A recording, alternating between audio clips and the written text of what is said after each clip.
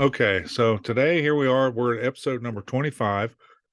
Today we're going to see Paul coming before Festus to testify, and in the description box down below, I'm going to put a link for a Wikipedia page about Festus. Talks about Festus and his time as governor, and so there will be that there. But over the last couple of weeks, we've seen Paul come stand and talk before a lot of people.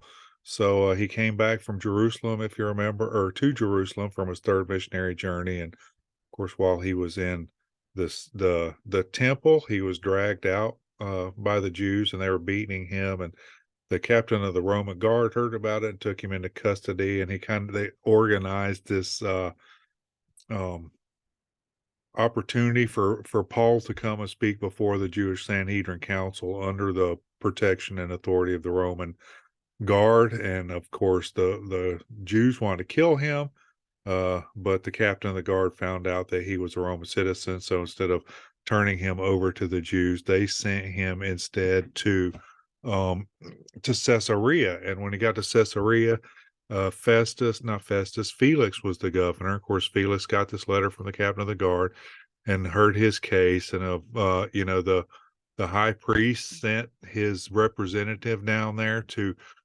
talk on their behalf. And of course, the representative really wasn't anybody that was offended by Paul. He was just a spokesperson.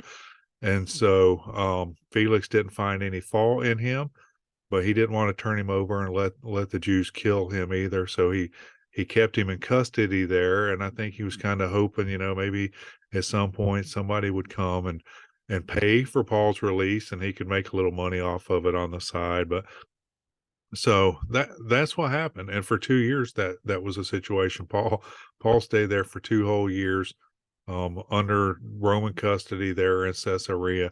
And so now we're at a time where Felix is going to be relieved. His time of service there in Judea is over. Festus is going to come and relieve him. So Festus shows up, takes control of the duties, and then he, 3 days after he gets there, he heads out to Jerusalem.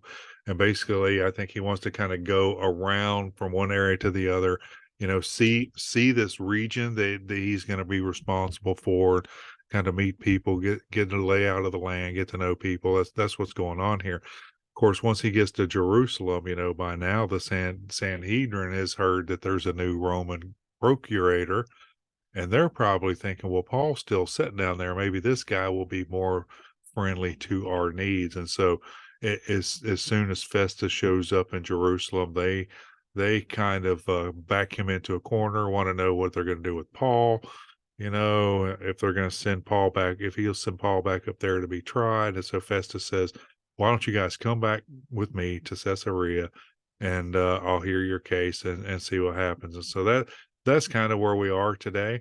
Um, this is going to be a pretty short episode. I want to look at Paul's timeline, and of course, um, we are here where let me make this bigger. There we go. Okay, so we are down here. So last week we talked where Paul was moved to Caesarea by the Romans to face Felix, and he was found not guilty, basically, but remained in custody for 2 years. Now Festus comes and takes over, and he's going to appear before Festus and give his account here. And so this is where we're at on the timeline. And so I'm going to go. We're going to be in Acts 25 today. And so I'm just going to kind of start here and go through. We're not going to go through this whole chapter, so it's going to be quick. But verse 1, we see Festus has come to the province, so he's come in and taken over, taken the responsibilities of his job away from Felix. After 3 days, he ascended from Caesarea to Jerusalem, so he goes up there to see. Verse 2, the high priest and the chief of the Jews inform him against Paul and besought him and desire favor against him. What would you send him for Jerusalem, lying wait to kill him? And Festus answered that Paul should be kept in Caesarea, that he himself would depart shortly hither. Let them therefore, said he, which among you are able, go down with me and accuse this man if there is any wickedness in him. And when he had tarried among them for 10 days, he went down to Caesarea, and the next day, sitting in judgment seat, commanded Paul to be brought. So this is, like I said, he got to Jerusalem, and of course everybody wanted to know what he was going to do to Paul. Would he send him back? And he said, for now he's staying in Caesarea. Uh, Basically, he didn't know anything about the case or what was going on, so he didn't make rash decisions. But they followed him down here, and so he calls Paul. Verse 7 says, when he come, the Jews which came down from Jerusalem round about laid many grievous complaints against Paul, which they could not prove. And again, this is 2 years later. I mean, the people that were involved in dragging Paul out and beating him, the people that actually claimed to have some sort of offense against him, have not been seen or heard of since that day.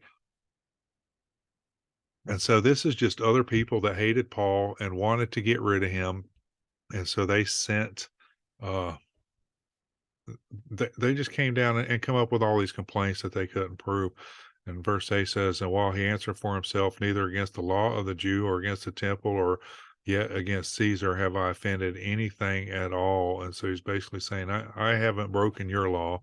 I haven't done anything against you or the temple. I haven't done anything against Caesar. I mean, he's just innocent. Uh, Verse 9 says, Festus, though willing to do the Jews a pleasure, answered Paul and said, wilt thou go to Jerusalem and there be judged of these things before me? So he just wanted to start off with a peaceful area that he was going to oversee. And so he wanted to do something favorable for the Jews in Jerusalem in hopes that that would benefit him in years to come. So he asked, Paul, are you willing to go back and be tried by them? And Paul knew they were going to kill him.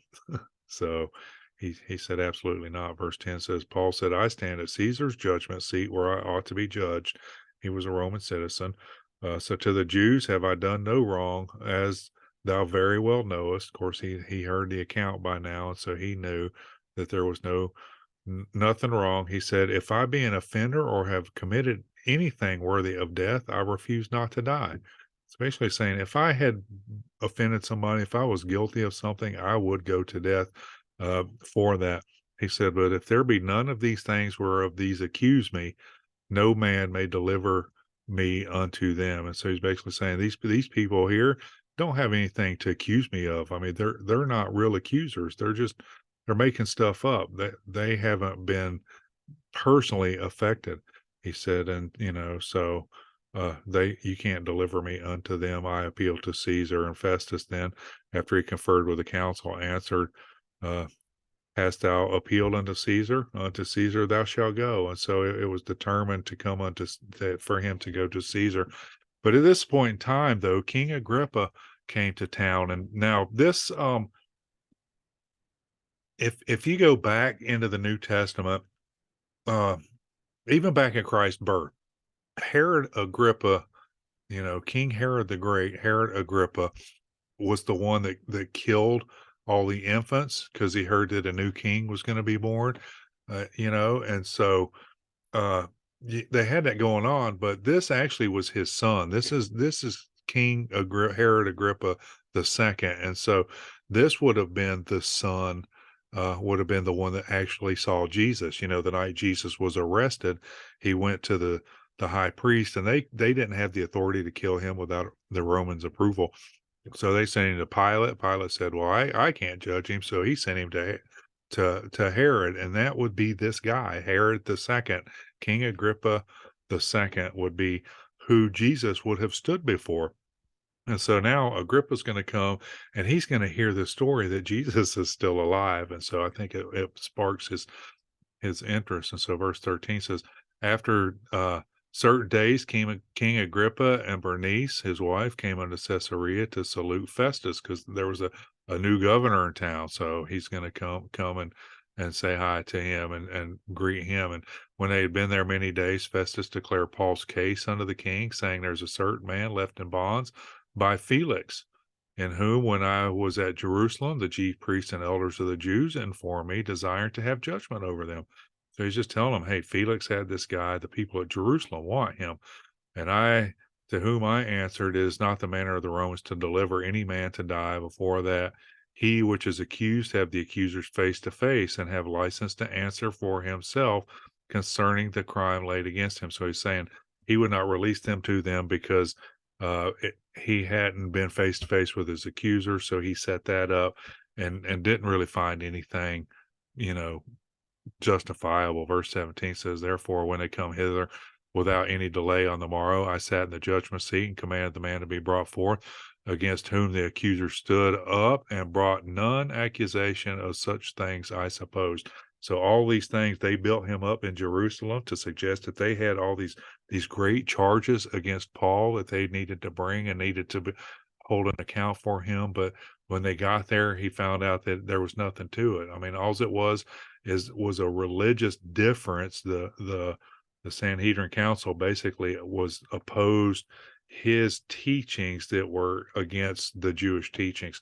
And so it was a religious matter, and the Romans didn't want to get involved. He said they brought no accusation that I thought they were gonna, but I had certain questions against him of their own superstition of one Jesus, which was dead, whom Paul affirmed to be alive.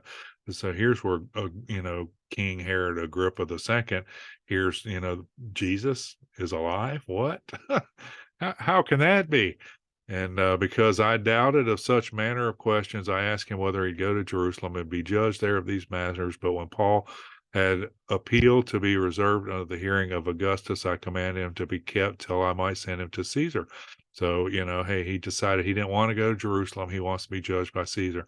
And Agrippa said to Festus, I would also hear the man myself. Tomorrow, he said, thou shalt hear him. And so Agrippa, I think, was just really interested because he knew Jesus. He had met him. He'd stood face to face, laughed in his face, said, this guy is no threat to anybody. Jesus, if you remember the story, Herod said, I find no fault in this man, and sent him back to Pilate. Of course, Pontius Pilate found no fault in him, had him scourged, and that wasn't enough. They still want him crucified. So, but that's where we're at. Next week, we're going to talk about him coming and speaking in front of Agrippa. And so, by now he spoke before the Sanhedrin Council. He gave his testimony in front of this Roman captain of the guard. He's given his testimony now to two governors, and we're going to see him now come to King Agrippa before he is sent off to Rome. But Agrippa, I think, just wants to hear out of,